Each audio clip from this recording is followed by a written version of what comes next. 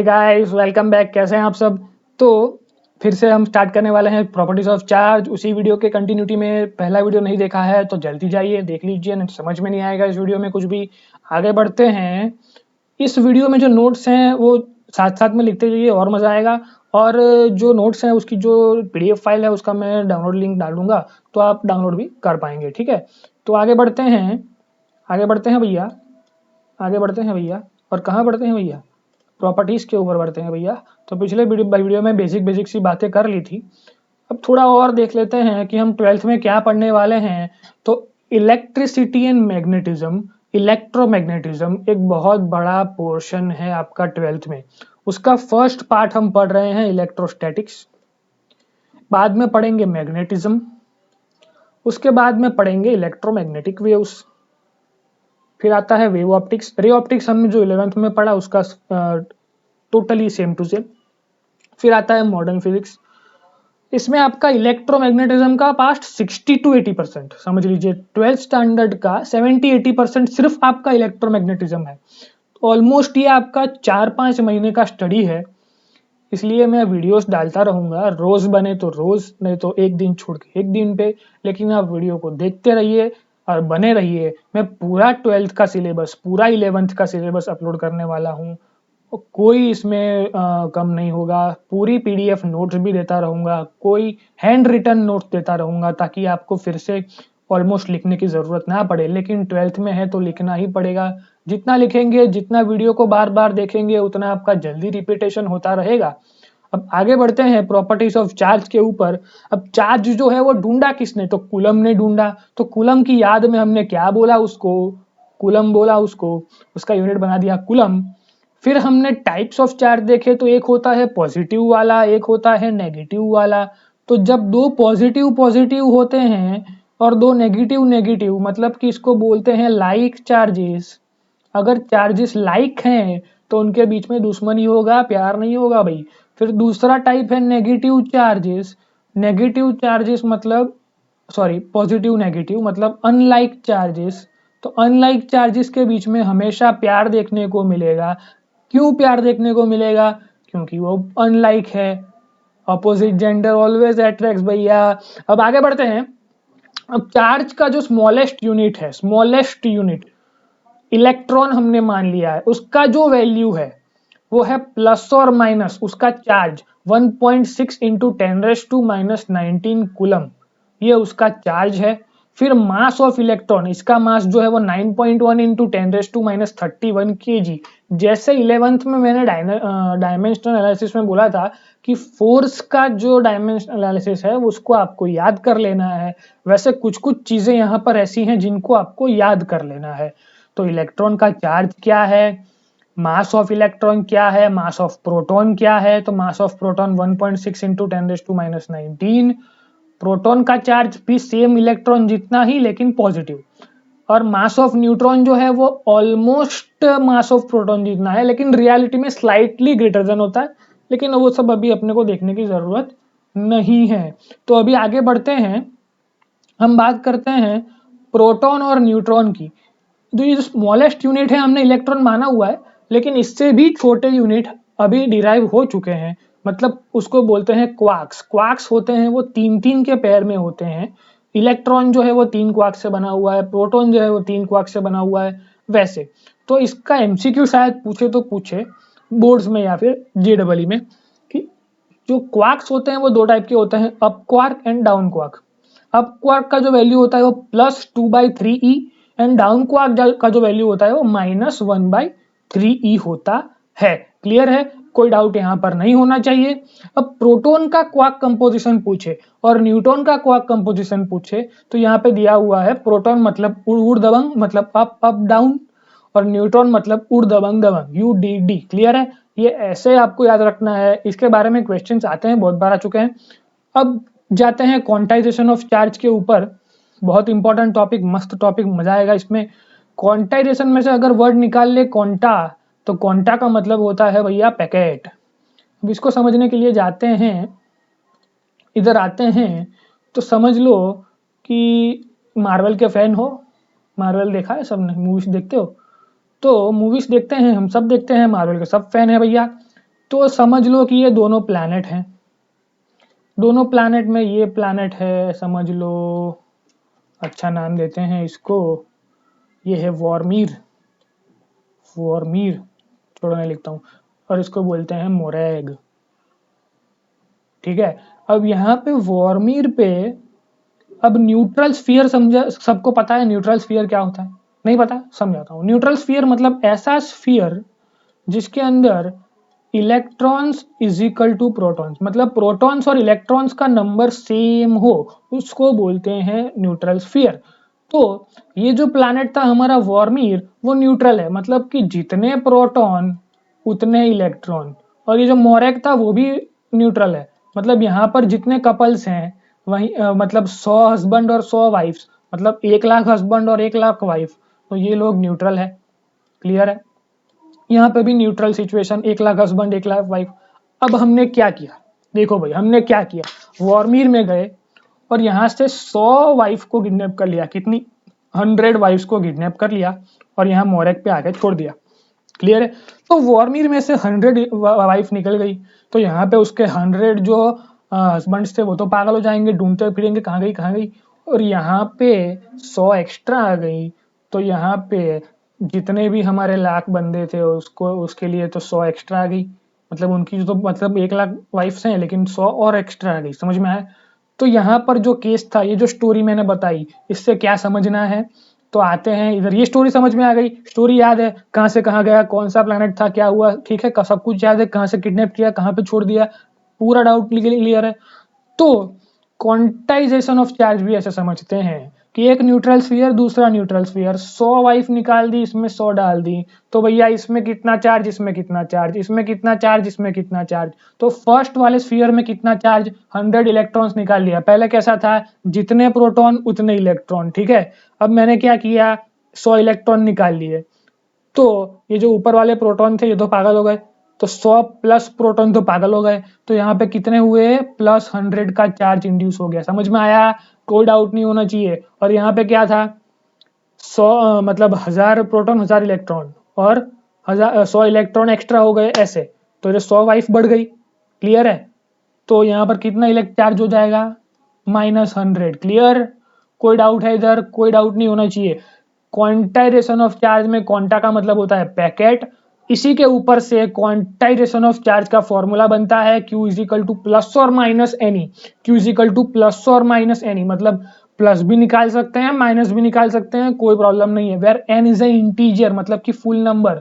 अगर कोई बोलता है कि मैंने यहाँ से 1.5 इलेक्ट्रॉन निकाल लिया, एक पूरा आदमी और एक आधा आदमी, तो पॉसिबल नहीं है, पूरा एक ही आदमी एक बार में निकलेगा, आधा आदमी नहीं निकलेगा। क्लियर है? कोई डाउट यहाँ पर नहीं होना चाहिए, ठीक है। तो इसके ऊपर से एक सम आता है, हमेशा जेडब्ल्यू में देखा गया है कि 1 कूलम्ब ऑफ चार्ज में कितने नंबर ऑफ इलेक्ट्रॉन्स देखने को मिलेंगे। तो Q is equal to N ही हमारा फॉर्मूला है, उसमें से नंबर ऑफ इलेक्ट्रॉन्स मतलब कि n चाहिए, Q is equal to 1 coulomb, तो Q की जगह 1 रख देंगे, E की जगह चार्ज रख देंगे 1.6 इंटू 10⁻⁹ किसका चार्ज है, इलेक्ट्रॉन का, जो मैंने पिछले वीडियो में शायद डिस्कस किया है या फिर इसी वीडियो में डिस्कस किया है, इसी वीडियो में डिस्कस किया है भाई।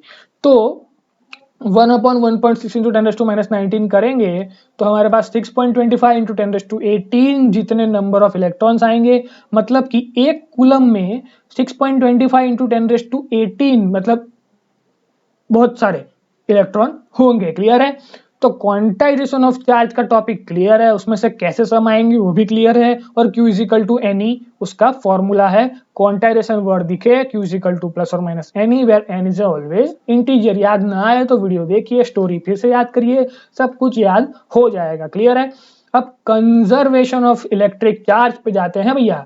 कंजर्वेशन मतलब क्या हुआ, किसी भी चीज का कंजर्वेशन हमने 9th में भी पढ़ा है, 11th में भी पढ़ा है। हमने कंजर्वेशन इसके पहले देखा हुआ है, मोमेंटम कंजर्वेशन। मोमेंटम कंजर्वेशन में क्या होता था कि जब बॉम्ब रखा हुआ है तो उसकी momentum P is equal to mv, मतलब उसका मास इंटू वेलोसिटी करेंगे, और जब बॉम्ब फट गया तब उसके दो तीन टुकड़े जहां पर भी हुए, उस सारे टुकड़ों की मोमेंटम को अगर हम इकट्ठा करेंगे तो टोटल मोमेंटम जो पहले थी उतना ही होगा, मतलब initial is equal to final, मतलब जो पहले था वही है irrespective of anything process going on. मतलब कि बॉम्ब है कि बॉम्ब फट गया, कोई भी प्रोसेस हो गई, अपने को कुछ फर्क नहीं पड़ता है, लेकिन initial momentum and final momentum will be same.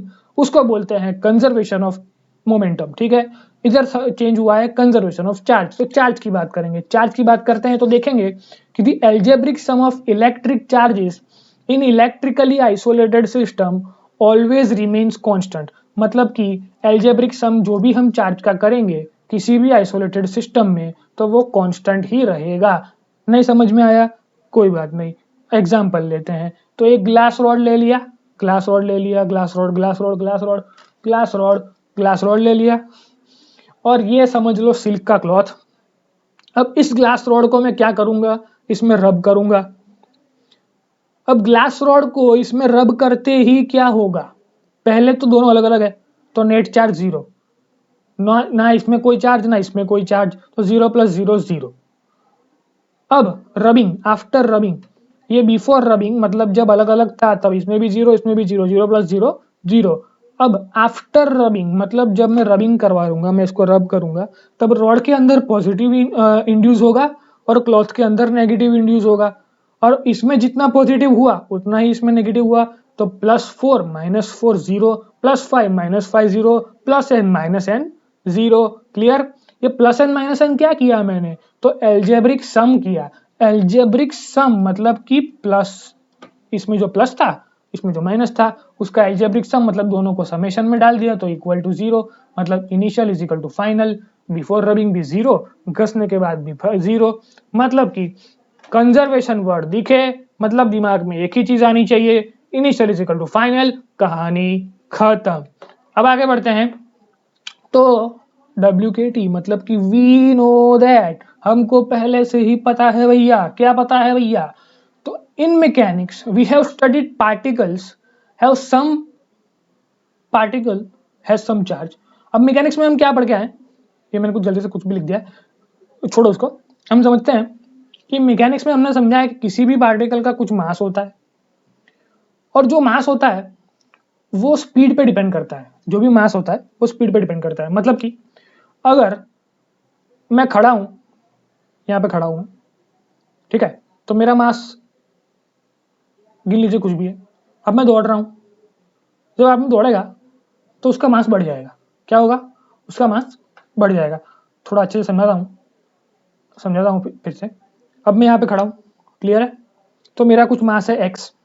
अब मैं दौड़ रहा हूँ, जब मैं दौड़ रहा हूँ तब अगर मैं अपना वेट करूँ, और जब मैं खड़ा हूँ तब मैं अपना वेट करूँ, तो दोनों वेट में डिफरेंस आएगा। क्या डिफरेंस आएगा? जब मैं खड़ा हूँ तब मास कम आएगा, जब मैं दौड़ रहा हूँ तो मास बढ़ जाएगा। इसको बोलते हैं rest mass theorem. Rest mass theorem का एक फॉर्मूला है। क्या फॉर्मूला है भाई? तो ये फॉर्मूला है m = m0/1 - v²/c²। मतलब जो m है वो मास ऑफ बॉडी है, m0 है वो रेस्ट मास है, m है वो मास ऑफ बॉडी है और ये जो है v वेलोसिटी ऑफ पार्टिकल, और c जो है वो लाइट पार्टिकल। ठीक है, अब फिर से आओ मेरे पास, फिर से आओ मेरे पास भैया। भैया भैया भैया भैया भैया कुछ गलती हो गई भैया। ठीक है भैया, तो यहाँ पे मैंने क्या बताया था, वो जो ब्लैंक स्क्रीन हो गई थी ना, उस वक्त मैंने क्या बोल रहा था कि जो m है वो मास ऑफ बॉडी है, m0 है वो रेस्ट मास है, और जो v है वो वेलोसिटी ऑफ पार्टिकल है, जो c है वो लाइट की वेलोसिटी है। ठीक है, तो देखने जाए तो मास है वो डिपेंड करता है वेलोसिटी पे, मास है वो डिपेंड करता है वेलोसिटी पे। इनवर्सली डायरेक्टली इसके बारे में भी बात मत करो, वो डिपेंड करता है कि नहीं करता है बताओ मुझे। ठीक है, तो ये मास वेरिएशन वाले क्वेश्चन होते हैं। अब इसमें क्या होता है, इसमें क्या होता है उसके बाद आते हैं। अब इधर देख ले, तो ये क्या दिख रहा है, क्या दिख रहा है, v दिख रहा है, इधर क्या दिख रहा है, c दिख रहा है। अब देखो मैं कहाँ था, यहाँ था, मैं दौड़ रहा था, क्लियर है। अब मैं दौड़ रहा हूं तो ऑब्वियस सी बात है कि मैं लाइट की स्पीड से तो कभी दौड़ नहीं पाऊंगा, इम्पॉसिबल है। तो क्या होगा, तो क्या होगा भैया, तो क्या होगा भैया, तो क्या होगा भैया, अगर मैं लाइट की स्पीड से नहीं दौड़ पा रहा हूं तो क्या होगा, तो ये लाइट की स्पीड से ये जो v है वो ऑलवेज, ये लाइट की स्पीड की सामने ये जो v है वो ऑलवेज कम आएगा, ऑलवेज कम आएगा। ठीक है, दोनों को कंपेयर नहीं कर सकते कभी भी। तो इसका जो रेशियो लेंगे वो 1 से बहुत कम आएगा, 0.0000000 में कुछ आएगा। तो 1 माइनस वो करेंगे और तो ऑलमोस्ट 1 ही आएगा, उसका रूट लेंगे तो फिर से 1 आएगा। तो रेस्ट मास और मास ऑफ बॉडी, मतलब जब दौड़ रहे हैं तो डिफरेंस आएगा, उसको बोलते हैं वेरिएबिलिटी ऑफ मास। तो मास जब दौड़ता है, मतलब आदमी जब दौड़ता है, पार्टिकल विथ सम मास दौड़ता है, तो उसका जो वेट है वो बढ़ जाता है। ठीक है, ये कॉन्सेप्ट मगज में घुसा लो, क्योंकि हम 11th के पार्टिकल को यहाँ के पार्टिकल विथ चार्ज के साथ समझ रहे हैं। ठीक है, तो 11th में जब मास इन वन डायमेंशन, मतलब कि मोशन इन वन डायमेंशन जब हम पढ़ रहे थे, तब कार अगर 100 की स्पीड से चल रही है तो कार की स्पीड बढ़ जाएगी। मतलब कि अगर हम किसी के पंच को देखते हैं, मतलब डिस्कवरी पे वो आता है कि इसने 5 किलो का पंच मारा, 10 किलो का पंच मारा, उसका मतलब क्या होता है, वो किलो का पंच नहीं है, लेकिन जब उसने पंच मारा तो वो इतने वेट की चीज आप पर गिरे तो जितना मार पड़ेगा उतना उस एक पंच से मार पड़ा। समझ में आया? क्लियर है? कोई डाउट नहीं होना चाहिए इधर कि वेट को हम गिनते हैं वेलोसिटी से, मतलब जितनी स्पीड से मैं मारूंगा फैट, जितनी स्पीड से मैं मारूंगा मुक्का, उतना ही ज्यादा वो वेट ज्यादा दिखाएगा वेट स्केल पे। समझ में आया? क्लियर है? वो जो हम गेम खेलने जाते हैं वो हथौड़ा मारते हैं और वहां पे कुछ रीडिंग दिखाई देता है, वो कैसे आता है? तो जितनी स्पीड से मारा उतना उसने किलोग्राम ज्यादा बताया कि मैंने उतने ज्यादा किलोग्राम का फटका मारा। क्लियर है? क्लियर है? तो पार्टिकल वेलोसिटी पे डिपेंड करता है, लेकिन अपना जो चार्ज है उसको कुछ फर्क नहीं पड़ता है, वो वेलोसिटी पे डिपेंड नहीं करता है। ठीक है, मतलब कि किसी वायर के अंदर, अगर किसी वायर के अंदर चार्ज भाग रहा है, किसी के वायर के अंदर चार्ज भाग रहा है, तो उस वायर के अंदर चार्ज के भागने से चार्ज का मास बढ़ नहीं जाएगा। मैंने क्या बताया था? Charge is like a soul. Charge का कोई हमें मटीरियलिक चीज नहीं है कि हम चार्ज को पकड़ पाएंगे। समझ में आया? Charge is like a soul. Clear है? तो इस थियरी में सिर्फ एक ही चीज समझनी थी कि जो नॉर्मल पार्टिकल का मास होता है वो वेलोसिटी पे डिपेंड करता है, और चार्ज का जो वेलोसिटी होती है वो चार्ज कभी वेलोसिटी पे डिपेंड नहीं करता है। क्लियर है? मतलब चार्ज बढ़ नहीं जाएगा अगर उसको हम भगाएंगे, लेकिन हमारा नॉर्मल मैकेनिक्स में जो मास होता है उसको भगाएंगे तो बढ़ जाएगा। बढ़ जाएगा भाई। ठीक है भाई, तो मास वेरिएशन, इसका अभी तक कोई क्वेश्चन जेडब्ल्यू में नहीं पूछा गया है, क्योंकि वो रिलेटिविटी थियरी पे डिपेंडेंट है। अब जो कोर्स में नहीं है उसके बारे में बात करके कुछ फायदा नहीं है, जिस गांव में जाना नहीं है उसका रास्ता पूछना नहीं है। तो आगे बढ़ते हैं, चार्जिंग बाय इंडक्शन में जाएंगे। तो चार्जिंग बाय इंडक्शन में क्या होता है? Neutral sphere. न्यूट्रल मतलब कैसे? जितने प्रोटॉन उतने इलेक्ट्रॉन। अब मैंने क्या किया, बाहर से नेगेटिव, बाहर से कुछ लड़कियां आई, तो क्या हुआ, इसके अंदर जितने भी बॉयज थे वो बाहर आ गए उसको देखने के लिए, और इन लड़कियों की वजह से इन लड़कियों को गुस्सा आ गया, वो रूठ गई, दूर भाग गई। मतलब इस नेगेटिव से इस नेगेटिव का रिपल्सन, इस नेगेटिव से इस पॉजिटिव का अट्रैक्शन। अब अट्रैक्शन कंटिन्यू रहेगा जब तक मैं इसको लगा के रखूंगा। अब ये जो माइनस दूर गए थे उसको मैंने ग्राउंड कर लिया, निकाल लिया, तो इसके अंदर कौन सा चार्ज आया? पॉजिटिव चार्ज इंड्यूस हुआ। क्लियर है? तो चार्जिंग बाय इंडक्शन में इतना ही कहानी है, कुछ नया नहीं है। तो हमने सारी प्रॉपर्टीज देख ली। अब एक चीज ये देखनी है, किसी भी सम में अगर ऐसा दिखाई दे कि ए स्फीयर है, बी स्फीयर है, बी स्फीयर में क्यू चार्ज है, ए में कोई चार्ज नहीं है, अब ए और बी को ज्वाइंट करके मैंने दूर कर दिया, तो चार्ज जो है वो इक्वली डिस्ट्रीब्यूट हो जाएगा। इसके ऊपर से बहुत सारे सम आते हैं भाई, कि एक स्फीयर में Q/4 चार्ज था, इसके अंदर कोई चार्ज नहीं है, इसको दोनों को ज्वाइंट करके छोड़ दिया तो कितना चार्ज होगा? तो इसमें भी Q/8, इसमें भी Q/8। नहीं समझ में आया तो फिर से एक बार रिवाइंड करके देखो, समझ में आ जाएगा। इसमें Q है, इसमें कुछ नहीं है, ज्वाइंट करके दूर कर लिया, इसमें Q/2, इसमें भी Q/2। क्लियर है? तो सारी प्रॉपर्टीज ऑफ चार्ज हमने डिस्कस कर ली। प्रॉपर्टी क्या क्या थी? तो सबसे पहले smallest unit, quantization of charge, इसमें से क्वेश्चंस आते हैं। कंजर्वेशन ऑफ चार्ज, इसमें से भी क्वेश्चंस आते हैं। ये मास वेरिएशन वाली प्रॉपर्टी, उसमें से भी क्वेश्चंस आते हैं। और इंडक्शन, चार्जिंग बाय इंडक्शन में से भी बहुत सारे क्वेश्चंस नहीं पूछे जाते हैं, क्योंकि वो बहुत इजी टॉपिक है। ठीक है, तो वो नीट के लिए शायद आईएमपी हो सकता है, लेकिन जेडब्ल्यू के लिए नहीं है। तो आज के इस बेसिक सी बातें वाले 2 पार्ट में हमने क्या सीखा? तो सबसे पहले हम जो पढ़ने वाले हैं स्टैटिक इलेक्ट्रिसिटी, उसके बारे में एक वीडियो देखा, उसके बारे में इसका पार्ट 2 जिसमें हमने प्रॉपर्टीज ऑफ इलेक्ट्रिक चार्जेस देखा, और चार्जेस हमने पहले वीडियो में देख लिया। तो प्रॉपरली इस इलेक्ट्रोस्टैटिक्स को हमने स्टार्ट कर दिया है। कमेंट करिए कि वीडियो कैसा लगा, शेयर करिए इस वीडियो को, और जेन्युइनली आप 12th के बच्चे हैं, देख रहे हैं, तो आप आगे की वीडियो के बारे में डिमांड करिए। कुछ समझ में नहीं आया तो डिमांड कमेंट में पूछिए, तो मुझे भी मोटिवेशन मिलता रहेगा जल्दी जल्दी काम करने में, जल्दी जल्दी वीडियो डालने में। तो thank you, that's it from my side for today. और मैं आपका Yash Chauhan, author science in 24 hours, publish by the Maharaja Sayajirao university. अब बहुत सारे बच्चे पूछ रहे हैं कि साइंस इन 24 आवर्स 9th के लिए, 10th के लिए, 11th के लिए, 12th के लिए। तो ये सिर्फ अभी 10th के लिए है, 9th के ऊपर काम चल रहा है। 9th वाली बुक भी आ जाएगी थोड़े टाइम में, और 11th 12th में हम कोशिश कर रहे हैं बोर्ड्स के लिए, सिर्फ बोर्ड्स लेवल तक का बन पाएगा। JEE नीट के लिए कोई शॉर्टकट नहीं है, उसके लिए तो आपको थॉरली प्रैक्टिस करनी पड़ेगी, ठीक है। तो best of luck from my side, that's it from my side for today. आज के लिए बस इतना ही। लाइक करें, सब्सक्राइब करें, बाय। लॉकडाउन में पढ़ते रहें।